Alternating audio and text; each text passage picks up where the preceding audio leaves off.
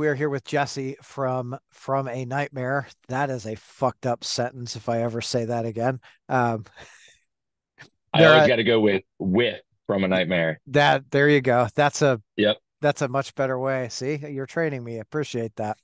Um, Killer band out of Baltimore. Be sure to check them out, and of course, tune in because who knows where the fuck this is going.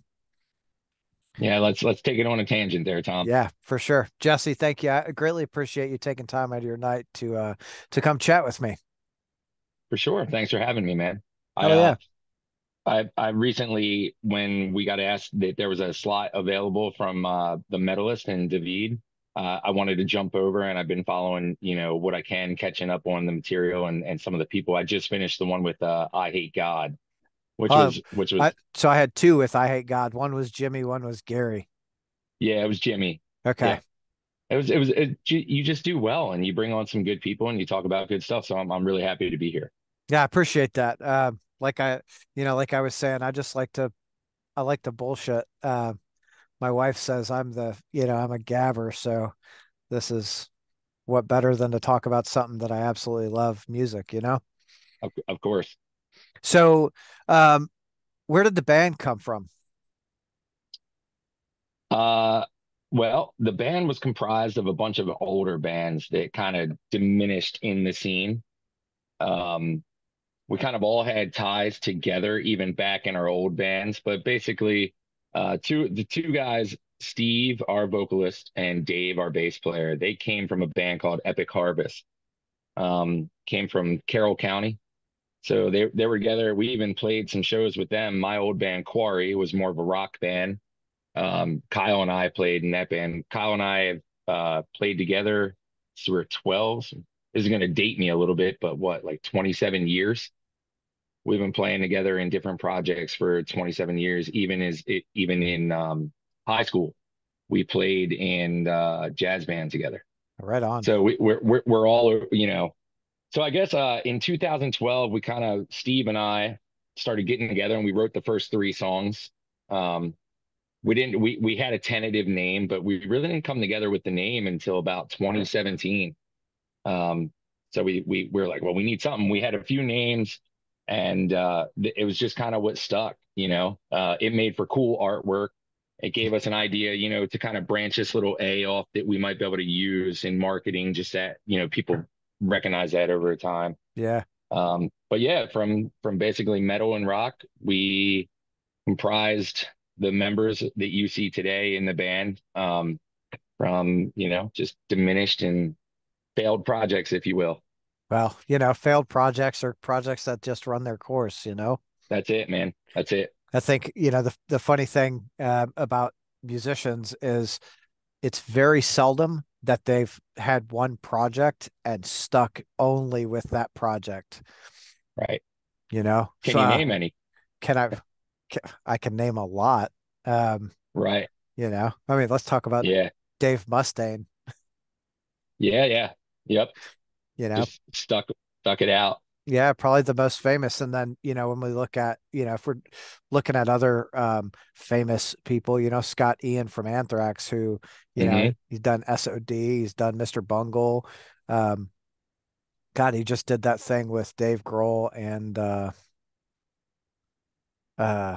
was it Charlie Benante that they did with? Yeah. Yeah.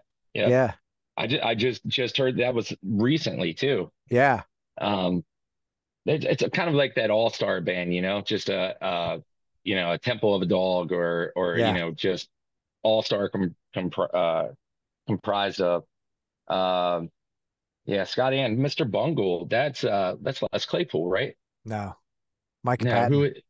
oh, Mike Patton. Okay. Yeah. Yeah, I would Who am just I thinking? I don't it's like Les Claypool. I think what he does is everything he does is like Les Claypool. Like Yep. he did the Delirium, he did the frog thing. Um, he did I think Les Claypool and Julian Lennon. Hmm. Yeah, Um, that was wild. yeah, like, and I'll tell you, just talking on Claypool for a quick second, when they were like the direct support for Slayer on that final like run, I didn't know what to expect. Took my daughter, because of course I love, Pantera. So Phil Anselmo and the Illegals doing, the Pantera legacy stuff, and then Ministry. I love Ministry. They're always a great time. And of course I go for Slayer because I've been, a Slayer guy for 40 years or whatever. But I Yeah, was of like, course. I don't know how to take Primus right in the, or like right in the middle of all that. Um, and they fucking crushed it, dude. It fit, right? It worked. It it worked.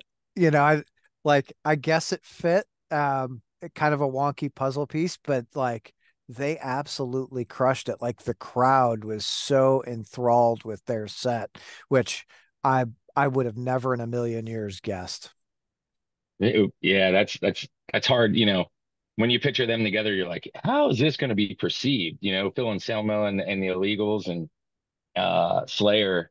I've seen Slayer quite a few times, and those particular crowds those days probably wouldn't have gelled with it. But all them greats together just kind of Yeah. people can appreciate the greatness that was up on stage. Yeah, because it was. I mean, it was just, it was one of those bills that's like it's such a historic bill. Oh, it was Yeah. great.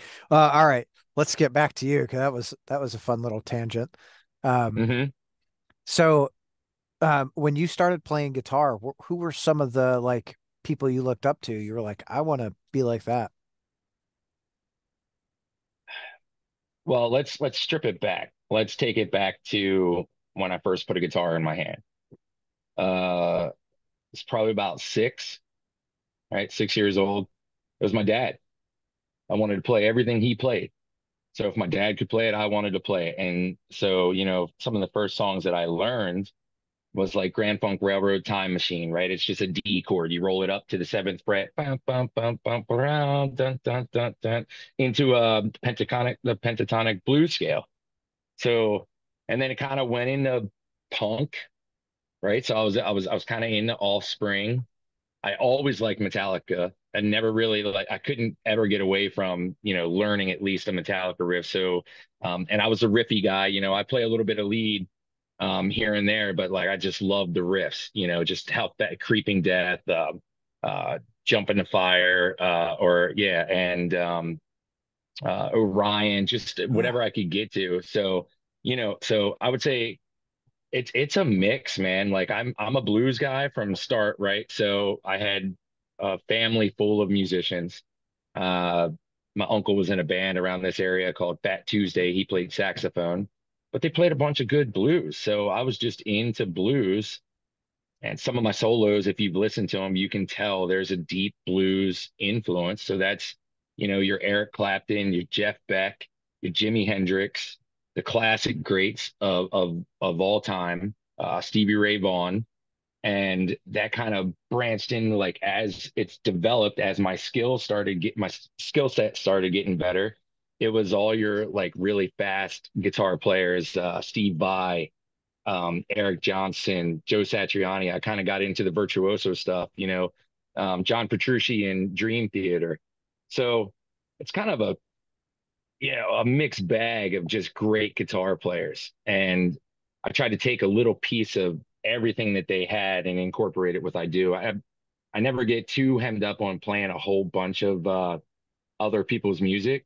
right. I'll listen and listen and listen and listen and then take one little tasty piece or one cool wicked bend or a dissonant low note that you would hear in some like old school Max Cavalera and Sepultura, just the you would hear that stuff. So I've taken little bits and pieces of everything. So it's hard to say, who was your greatest influence because they all were. Yeah. If it sounded good, I mean, huge Dimebag fan, absolutely love Dimebag. Um, what did I really play a lot of was probably, Pantera, Metallica. Uh, even got in like when I was in ninth grade, I got into the new metal craze, so I played a lot of Corn, Corn and Slipknot. That was really cool stuff. It was like, what the heck is going on right now? Yeah. It's Totally totally different different. than anything that was out. Yeah. Got to see Cold Chamber and was like, dude, these guys are awesome. I really like this. So it, kind of like that young adolescent going through all the trials and tribulations trying to figure it out. It's like who stands out to me, and I can't put it on one finger, Yeah, you you don't know, have but to I though. I think that's that's the good thing about music and influences is there's not, it doesn't necessarily have to be one person, right? Like, because you named off a lot of fantastic fucking guitar players, and mhm. what I find funny is you're like, I'm more into the riff, and almost everyone you named is more of a virtuoso, you know? You Like, like that? yeah, Yeah. like, Yep. oh, that's funny. It's There's kind of like I can stay in my lane. I like to venture out a little bit. As a rock guitarist, I definitely jammed, your Slash style riffs and Kirk Hammett. But when it gets into the metal stuff that we play, I just like sitting in the pocket and making it as heavy and as yeah, prominent as we can. And as a four piece, and really a three piece as far as music's concerned, just bass, drums, and guitar. I I don't want to branch too far away from the rhythm to where it loses some sort of melody because we try not to do anything on record that we can't do live. yeah. That's, So, I think a lot of bands they miss on that, right? I say a lot of bands. I can't, and I shouldn't have said a lot of bands, but some bands really miss on that. They go into the studio and they're, overdubbing and there's, three guitars, but it's one guitar player.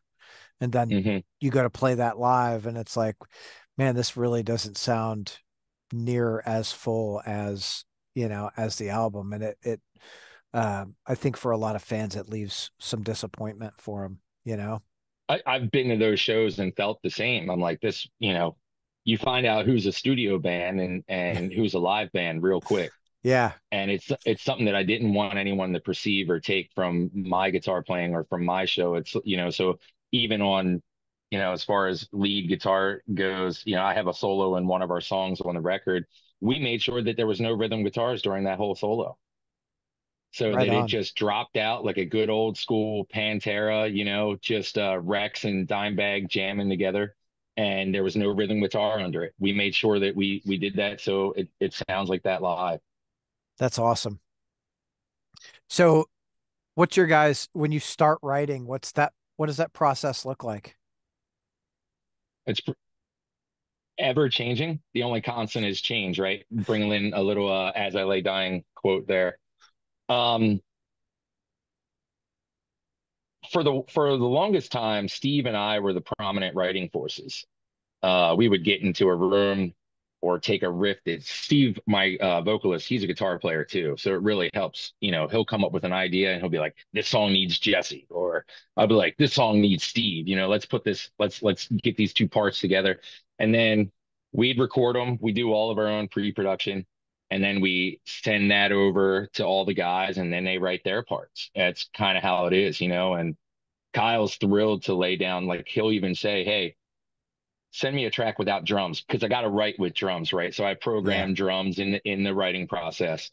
It's just something to me. It's like I'm really feeling this, and if he's struggling with an idea, I'll send it over to him. But he's like, send me the track without drums. I don't want to hear it with drums. So he really wants to put his mind and his part in yeah, it. We started getting really serious during COVID, man. The songs were just cranking out during everyone was at home and it was a really good time to just really write music. So that's when we all went out, invested money in our own little setup so that we could record at home. Now, fast forward to we're working on the new record. Doom State just came out on June 7th, and Steve and Kyle are writing a lot of the songs together. So we've kind of moved. I took all my studio gear because I'm in a small little house. I'm in the basement right now. And I took all my studio gear over there, my whole rack, preamps, compressors, took it all over there so that, when we write in the future, we're going to be able to all be in the room at the same time. And if we weren't practicing for a show, we got a big CD release party coming up. So we're, old school album release party, but we're really just trying to dial in the live and really get tight. And then we can branch off at the end of practice and write or listen to what Steve and Kyle have put together because Steve's been over there a lot lately. My singer, he does construction, and we all have day jobs, man. yeah. Right? I wish music was it, Me but too. yeah. So Steve owns his own company. He does like bathroom remodels and stuff like that. So he was putting on a deck for my drummer's house, for Kyle's house, and he's just every he's staying over there sometimes and just writing. So he's got an 8 string. There's a 7 string over there. We have my bass over there. All the instruments are now over there. So the writing process, it started with us, and now it's like this big uh, group effort that's just wild. It's good to get all the guys involved in the writing process. Well, yeah, it makes I feel like it makes a more cohesive sound as a band, right? Because that's Yeah. you translate that fellowship or that brotherhood, onto the recording and onto the stage, and that, uh, I think from a fan's perspective, at least from my perspective, seeing that it's like the glue that holds the sound together, and you're like, oh, that's you could you can tell when they're genuine and when they're struggling, right? That's it. You hit the nail on the head there, man. It's when everyone has their part and their riff, they feel better about it, right? They can believe it more on stage. They just get into it. Yeah. And Doom State is just that. Doom State is truly us. And if you listen to one of the songs on our second album, it's an EP. It's just 3 songs. It's called Strength in Numbers. You listen to that, you even go beyond that to the first 3 songs that Steve and I wrote, just us together to try to find a band, find members, see who's available, who wants to play music. Totally different stuff. To have this new record that we all put together and we all worked on and we all paid for out of pocket and we all had influence on, it's just, like you said, I hope that it comes across live the same way we feel about it when we play it on our own and when we write it. Yeah. Well, I hope so too. It Yeah. sounds, Thank you, Tom. it sounds great recorded. So I'm personally interested to see the live show and see what that's like. Um, Yeah, so kind of on that, do you guys have any plans to venture out and do any little like weekenders or anything? absolutely. Yeah, I think we're already in the talks to try to do something based around October, fall time. People are back in school. We really have to hit our audience, right? And as a media guy looking into our numbers, I'm looking at who our audience is, and we're not gaining that 13 to 21 crowd. We got like 22 to, I think it's 31, and then our biggest crowd, of course, is 32 to 45. Yeah. That age group right there, which makes sense. That's how old we are, right? Um, but yeah, we hope to do several weekenders, and then maybe to the point where we can link up to show some of these other bands in these regional areas, North Scranton, New York, New Jersey, Delaware, to even down in Virginia has got a really awesome scene right now, man, with some really good freaking bands like Winchester, Virginia. They're doing this Chaos Fest. The whole bill's stacked, you know. And so maybe show some of these other guys, like, we have been in hiatus for 18 months. There's a reason for that, leading up to this show. Uh, but we want to show everyone, we're serious. We want to Yeah. get out there and so it just takes getting back, we're kind of like back at square one, but we did everything the right way with this album. For the first time, we did everything the right way. Well, I'm going to argue like, what is the right way?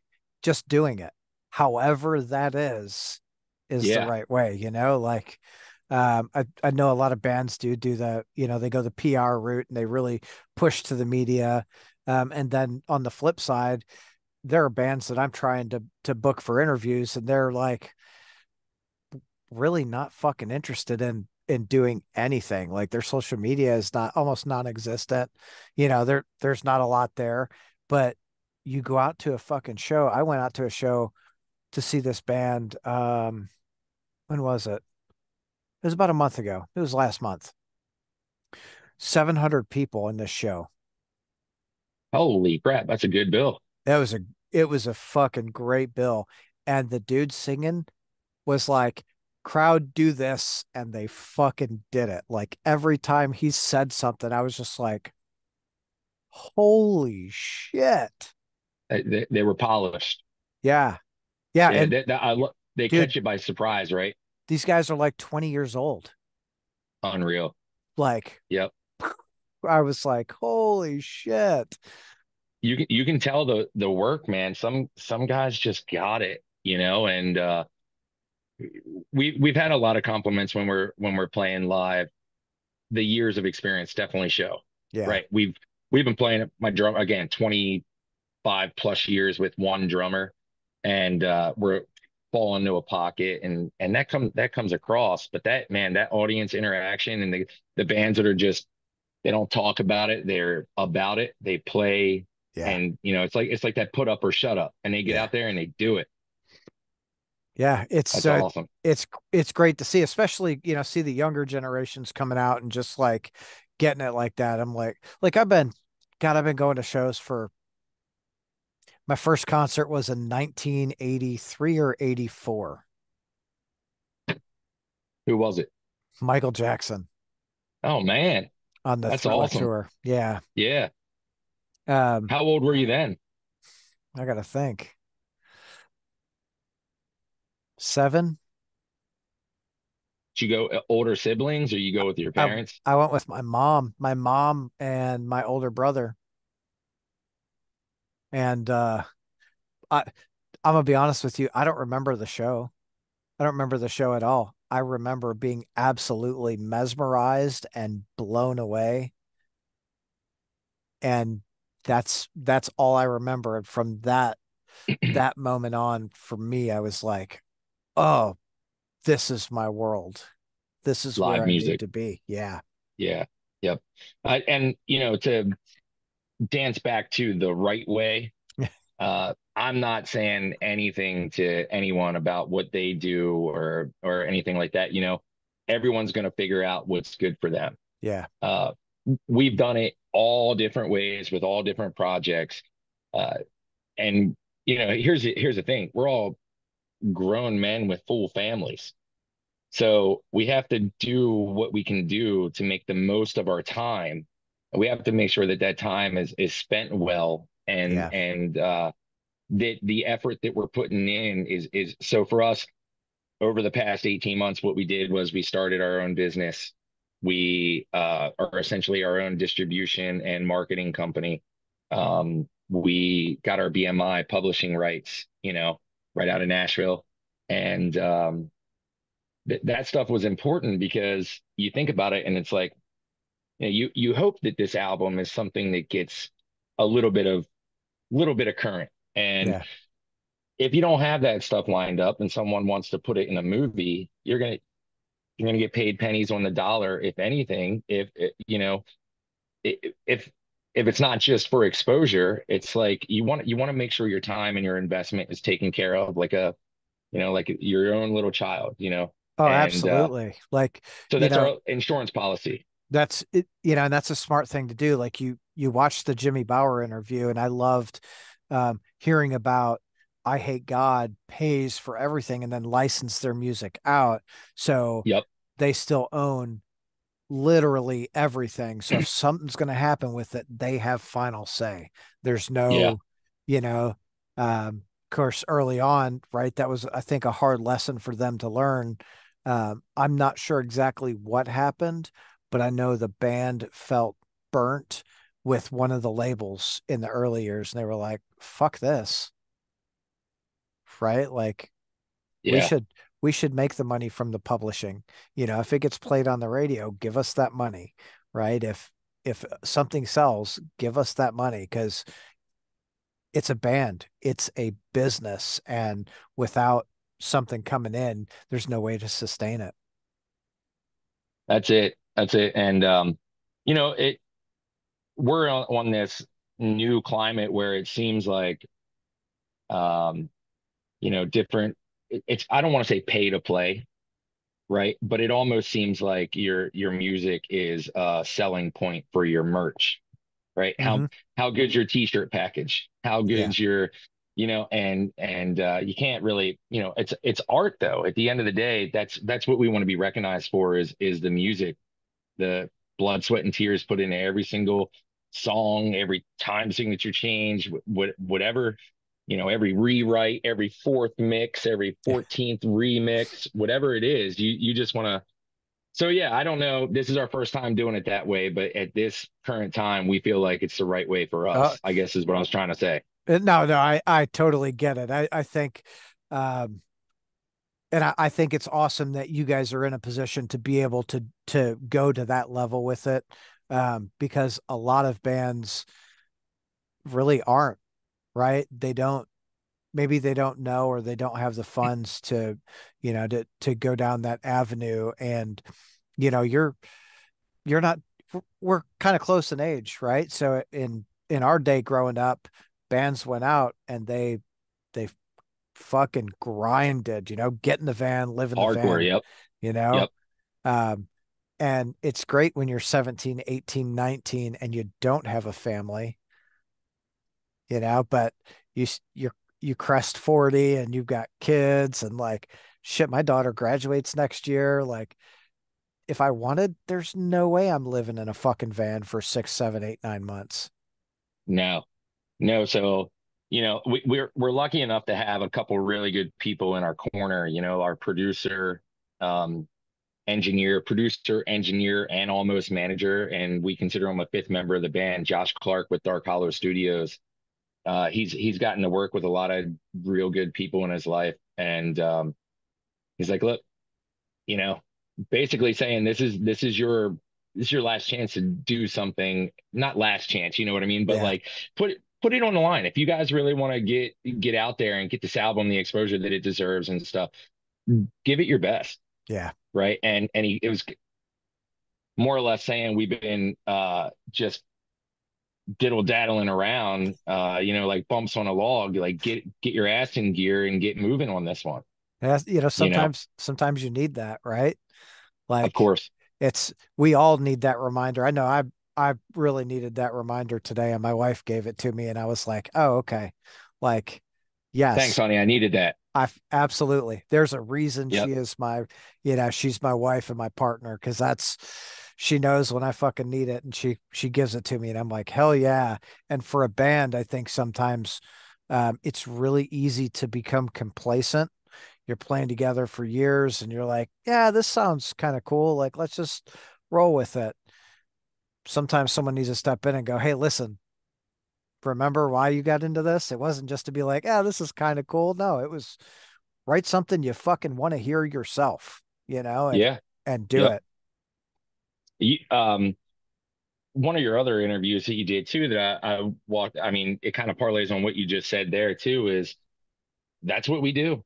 We write music for us. We're not trying to fit some special genre. It wasn't until we got this record out that we discovered that people are calling us groove metal.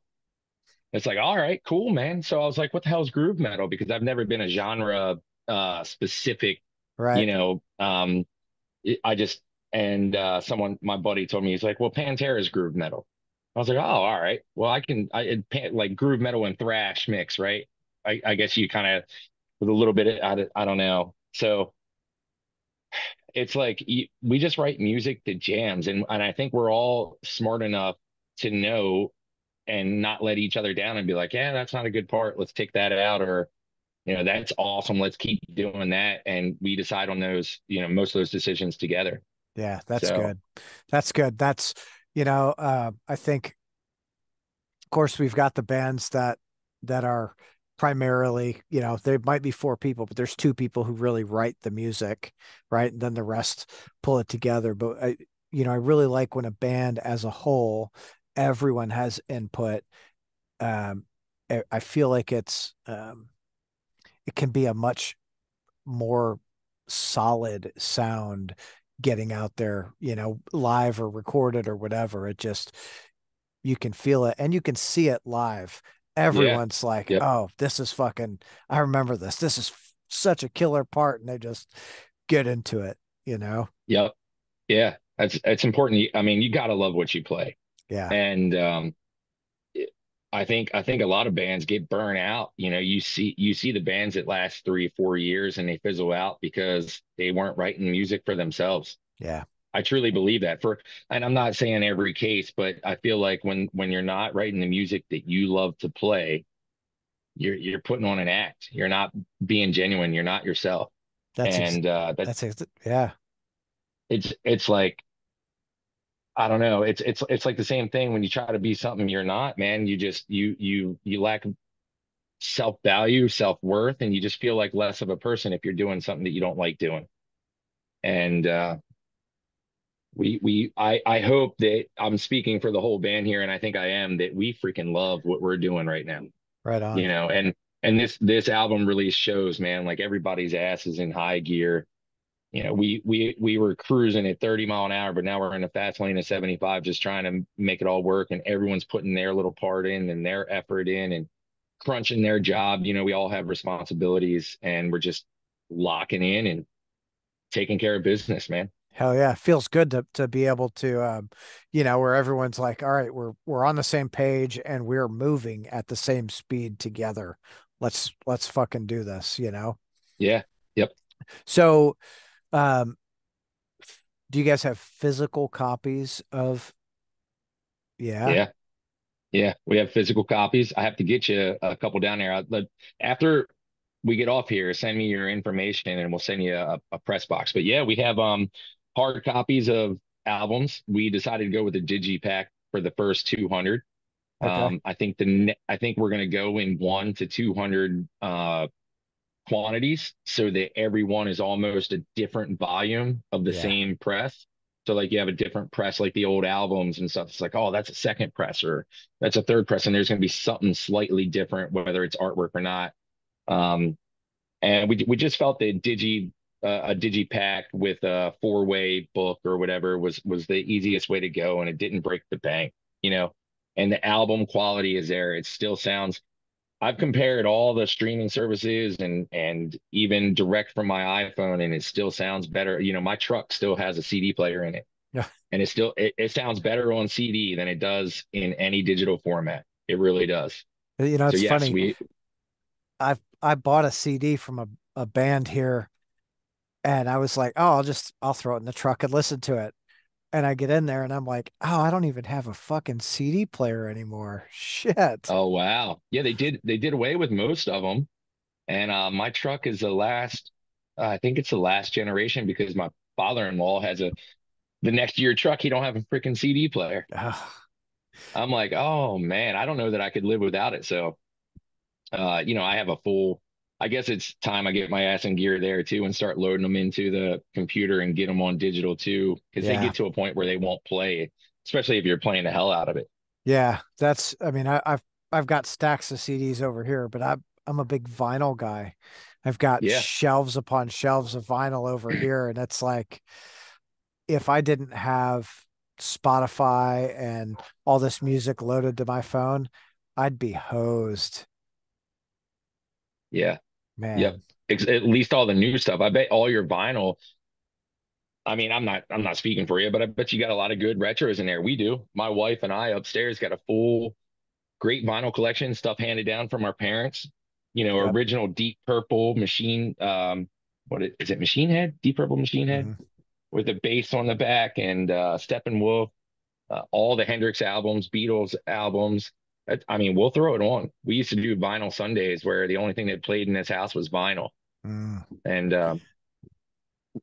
I'd still have Tool albums that I bought up in Philly on I think it's North Street or whatever it is up there. There's an awesome record store up there.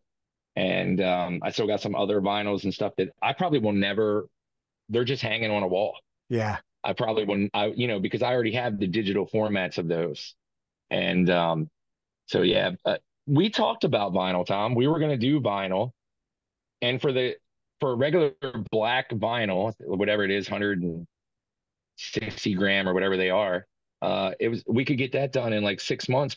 When we came out with everything and we wanted to do everything, we kind of put that on the back burner when we went to a couple presses and they're like, well, here's what it's going to take. And then the other thing, it's like, how many vinyls are we going to sell as a new band with a new record out there right off the get?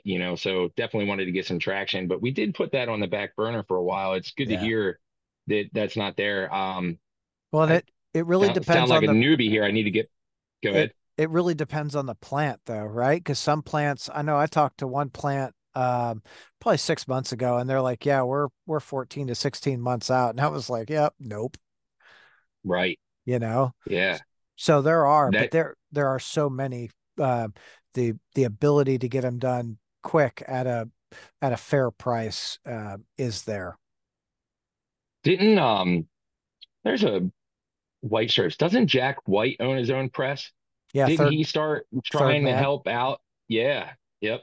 And I think that's kind of when we put it on the back burner. When I found out about that, it was like, well, maybe vinyl's not in the forecast for this record right now. Just right now. Maybe we look into it after we start seeing if it's a viable source of, if we can get some traffic, if we can get some people interested in the album, maybe we'll do something with it. That's really But good to hear, though. yeah, for What does sure. Tom's vinyl setup look like? You got a nice setup? Nah, like my setup's real basic. I would like to have a really nice setup, but I literally I do so much all the time that I don't have time to really sit down and enjoy a good nice setup. Mine's I don't even know what kind of record player I got. I just got it like 2 months ago. I ordered it off of Amazon. And then I've got a clip speaker that it plays Yep. through. And I I'm more into I listen to them, but I'm more into like collecting vinyl. You know, I've got everything from like first pressing Hank Seniors to, some new fuck like the latest Stonecutters album, which is, a local band here. But I don't know. I'm sitting I've got to be 500 or 600 records right now. Yeah. Yeah, that's wild. You definitely can tell you got me beat there. Our setup is nothing special either. I like listening to them. I'll throw Yeah. them on. We have one of those ones that play. It's one of the ones like a Victrola from Target, Oh right? yeah. It's a tape player, CD player, Bluetooth, radio, and then the top opens up and it's a vinyl player. That was the first record player I bought my daughter. We went out and she's she kept seeing that I've got all these records and she's like, "Oh, I want a record player." And I was like, "Cool." So we went to Took an Target. interest in it. Yeah. Yeah, we went to Target, we picked it up and I said, "Well, shit, you got a record player, now you need a record." Like, so we go to the record store and she was like, "Well, I want this and this." And she was getting like, what did she get? She got like Weezer and Green Day and um I don't know. She picked up a whole bunch of shit. We ended up spending, I don't know, 600 or 700 bucks on vinyl for her. And she's like, "Really? I could buy all these?" Heck I'm like, yeah, Dad. "Yeah, let's go. Come on. Good shit." Yeah, that's awesome. Good deal. Yeah. So, over the next year for the band, what do you want to happen? We've talked about this, right? We want to couple weekend runs, Mhm. maybe turn into see if we can't help out on a leg of a tour. See if we get enough traffic and it makes sense for us to help out on a touring acts leg. Maybe do an East Coast run, 14 days, 10, 14 days or something, just to get our feet wet. That would be awesome. We'd love to land a festival.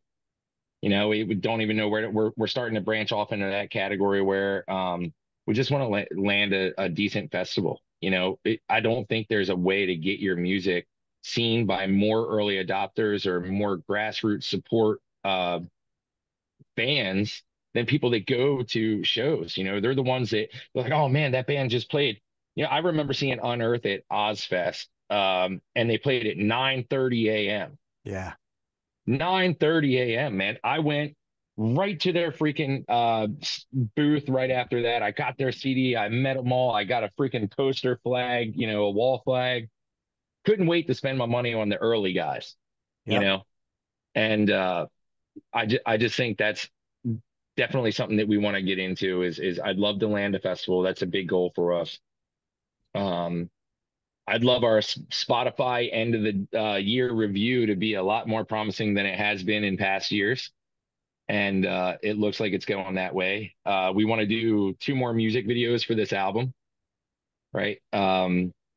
And yeah, so that's pretty much it for the year. We're already working on new music, so maybe start to the point where maybe our pre-production's done in the next year. You All know, right. I don't want it to go on. It's our first full length. I don't want to do, this one we started writing during COVID, and then we just kind of lollygagged and had to get the right pieces into place. Both my singer moved, I moved, my drummer moved, my we everybody was moving. A lot of pieces were moving everywhere. So it was by the grace of just hard work and stuff that we finally got it out, really. But yeah, so festivals of any kind, if it fits us, you're starting to see like multi-genre festivals. Yeah. I'd like to be on a straight metal festival, metal and heavy festival. People that really like that style of music. Um, Weekend runs and really just play out of town. The band does something cool. If we're playing out of town, we don't play. We're not on a tour bus, right? We take our personal truck up to a little 5x8 trailer with our stuff in it. We might have two vehicles go up, but we go up there, we'll take an acoustic guitar and we write some music after we get back. Man, we'll go to bed like 4 o'clock in the morning, but we always try to do it around the Airbnb, and all the guys just get inside of an Airbnb, and we get home, we talk about goals and talk about the successes of the show, talk about numbers and stuff like that. So definitely want to do some more out of town stuff. Um, and just get our name back on the map. And I hate to keep on saying COVID, but prior to 2020, we were moving in the right direction. Well, And COVID hit a lot of people hard, man. it did. It did. And dude, I think it even affected some of our hearts. We had to look deep within ourselves to see if this was something we still wanted to keep on doing. Yeah. Um, just because, we're all dads. I got three kids. Everyone in the band's got kids, right? Steve's got kids, Kyle's got kids, Dave's got kids. And we used to make a joke. We called it dad metal because our kids would come in the middle of band practice, and so it's definitely hard to get everything going in the right direction. But um, we were moving there, so I guess really the festivals, out of town shows, and just get our name back on the map. Make sure people know who From a Nightmare is, and try to get in front of as many new faces that dig our music as we can. Get out Yeah. there, meet. That's another thing. It's really hard to do, right? Is getting out there and supporting local musicians and local shows and stuff too. We're in the Baltimore area, right? But we're outside of Baltimore, so it's hard to all converge on the city all at the same time to support. So when we do, you might see just Steve and Kyle out there, or me and Steve, or me and Kyle at the But show. But we're that's getting out there. that's what works, right? Like you Yeah, don't have to show up as a band, I think, as long as someone from the band is showing up. And I think that's been my argument with a lot of local bands for a long time is like they show up, they play their set and they're out. And it's like, hold on, you you have to put the energy into the whole community, not just into the set that you're playing, because there are a lot of really good fucking bands out there that work their ass off and they're doing that, right? One guy or the band or whatever showing up to shows, showing their faces, you know, we can call it being political, right? You're shaking hands and kissing babies. Hey, listen, I'm here supporting you, right? Let's yeah, let's yep. return that favor. Of course. It goes a long way too, and you see it right away.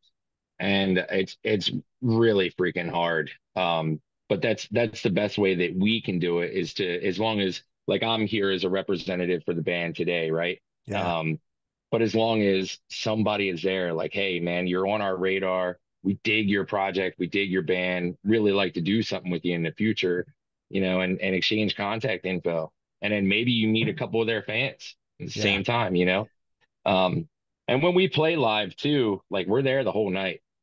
We're not we're not that band that bounces. Right. We've already set it aside that we're gone the whole night, and we invest our time there and meet and greet, and bullshit and talk with everybody we can about everything from family to playgrounds, bumps, bruises, whatever. We just sit there and talk, man, over whatever. If somebody wants a beer, I'll get them a beer, and just chat. We try to just be real personable, and Yeah. it goes a long way. So yeah, that's big in this climate too. Is like who's out there, even the promoters, they want to see people come to their shows, Yeah. like, well, From a Nightmare hasn't really been out here to see, such and such events. We'd like to see you supporting some of our events, and you see this. Well, You're like, it's all part of networking, right? Like you yep. get out there and you show your face, like, and it's pretty fantastic when people see your face and they recognize you and they're like, "Oh, you." Like it, it's so crazy to think, but it's a sales job, right? The more your face is Hmm. out there, you stay top of mind. So when the promoter has a show coming up, who do they think of? They think of the person that is fresh in their mind. Well, shit, let it be From a Nightmare. Oh yeah, fucking Jesse. He was at that show Yep. the other night. Let's hit them up and see what they want to do. Hell yeah. That's what you do. You're doing it. You just got to keep fucking plugging away at it. And I'll tell you, I know it sometimes it sucks. Yeah, it's hard. I don't know if my camera just went out there. It's saying low Nope. battery. Uh, you just get out there, you do it, you claw a little bit at a time, and you hope that people see that you're genuine. Yeah. And so, but Yep. like you said, I mean, you're seeing it, guys are doing it, and it does work. When we had bands back in the early 2000s and stuff when we were playing, that was exactly what the hell you did. It was, I mean, we're talking prior to MySpace and Facebook. You went out there, you supported bands, and it was grassroots. You called it Yeah. grassroots, and you just got out there with boots on the ground and made friends, made faces, and got to get back to that, to more of a big effort. That's why I admire all these some of the younger bands that we play with and stuff. They're like, man, you guys sound, and it's like, but you guys are doing it. You guys are out there. I see some of these other bands from the area, man. They're playing every single show they can, outside a network, inside a network, and they're grinding, and they're like 21, Yeah. 22. That's when you do it, man. Like we Well, we had that. Go ahead. I was just gonna say it's exactly what we were saying earlier, right? When you're young and you don't have the responsibilities of being, older and having kids and all that shit, like that's when you really need to be out there doing it. And to see kids out there doing it is like fucking go do it, dude. And to also branch off on that, I don't know if you've seen it, but the caliber of musician nowadays, as far as talent, versus even 20 years ago, man. Like Yeah, we didn't grow up with YouTube. right. We grew up with paperback, tablature and music. And you're like, And, God, I and then hope I'd this is what it's supposed to really sound like. I'd pop on the fucking record and play along with it, Yeah, and now the level of talent and skill set that's out there. Some of these guys, man, they just know everything right to do, even all the way down to their tone box. As a guitar player, I used to play a stripped back rig. I just wanted, I would have a delay pedal, I had a wah pedal and a boost for my solos, and then just played through a two-channel amp. I had distortion and clean. That was it. And like these guys are studying the tone and all the way down to what pedals were this musician using, and then they crafted their own tone down to it. You see a lot of the guys playing the new quad cortex and stuff oh like yeah. that. Yeah, I'm a Kemper guy. I play Kemper, so it's kind of similar. You know what I mean? But I Mm. I don't do it like some of these younger guys are doing it. I don't play in performance mode. That's something that, like, are you familiar with the Kemper? No. It's a modulating amp, right? Like Axe Effects or anything like that. It's a profiling amp, really, and it can recreate perfect sounds that were recorded perfectly in a studio, and that's what you're mimicking, right? Someone makes a tone set. So Neural DSP, which is at the top of their game right now, they make a full tone set of stuff, and they were able to do that in a studio. I'm essentially playing an amp that I might not have the money for, Oh right? But yeah. it sounds like that live. And I play just by switching between one or two or three channels. Some of these other guys have full performance mode. All they do is hit next patch, next patch, next patch. And the ever changing, or they're freaking their DAW, they're running a DAW with a laptop that automatically sends MIDI notes to it and is changing it for them. They don't even have to worry about it. It's changing them when they're on time. That's so crazy. Yep. It's like that is Yep. I so mean, crazy. you see a lot of the guys moving to the quad cortex, and I think they accept MIDI notes too. And or you got a sound tech back there that's just hitting a couple buttons, for them if it's in a fly rig or something. So, um, dude, it's come a long way from where I started to now. And I'm not illiterate by any standards. I just think I knew what I was good with, and it's one of those things. If it's not broke, don't fix it. Yep. So I did adopt new technology, of course, but I'm like, this does what I want it to do, and I never stop getting compliments on my tone, so I'm gonna stay there. But these other kids are just doing it to the max, and they are damn good at it. Like you said, Yeah. you seen a band the other day, you went to support a band the other day, they're like 20, 21 years old. They were freaking awesome, crowd involved. I Oh bet you the yeah. guitar rig was wicked too. I bet you he knew exactly what he was doing with every piece that he had. It was stripped down, dude. It was Was it like, really? yeah. I think there was That's so awesome. it was like one or two pedals maybe, and then and honestly, it may have been. I'm trying to think. He may have been plugged right into the amp. It's like, Just straight in. yeah, like Yep. of course, being older, like I miss those times. Like now I look at some of these pedal boards and I'm like, how do you have 73 fucking pedals on there? Yeah. Are you Like, Edge from U2? like what the hell's Yeah. going on over here?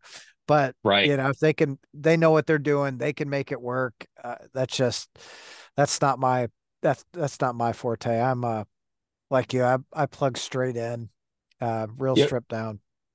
Earlier, we talked about like when we're writing music, we try not to write music outside of stuff that we can't replicate live. Well, I too also want to be able, I take a backup tube amp with me. I want it to sound so I'm not using all the special effects of the Kemper. I'm using it for the quality of amp tone that it produces in a lightweight package so that if I get screwed and that computer decides to not work one day, I can just throw on the tube head, throw it plug right in and still make it happen. And I'm going to know what to do. Yeah. That's good. I think that's the way a lot of bands should be, right? Because you start bringing in the technology, and I mean, it's like a new car, right? Old cars, you kind of knew I could change a plug. It's right here. If something breaks, I can fix it on the side of the road. And now you're like, fuck, I need to have three computers and this special ratchet. Like you've got to be able to make it happen when it's on stage. Um, Yeah. Je Jesse, holy shit, dude. This has been a fantastic conversation. Awesome, man. Tom, likewise, man. It was nice talking to you. Yeah, I greatly appreciate you taking time out to chat with me. I look forward to seeing what happens with the new album for you guys. I really look forward to seeing it on vinyl. Um, Yeah. so Drop drop me all your information. I definitely want to send you out a CD. okay, You got a way to play it, right? yeah, Okay. yeah, I'll send you a CD and what size shirt? large. Okay. Nice, man. Yep. Uh, We'll get I'll hit you up on Instagram. okay. All Yeah, right. we're on there. If you're talking to someone on there, it's normally me or my singer. Okay. So we'll take care of you and thanks for having us on. And I hope your audience digs what we got. And again, that's our album is Doom State right now. The band's From a Nightmare. And find our album everywhere you get your music. We don't care as long as you're listening to it. Hell yeah, that's what matters. Yep. Appreciate it, Awesome. brother. Have a great night, man. You too, man. Take Thanks, care. brother. See ya.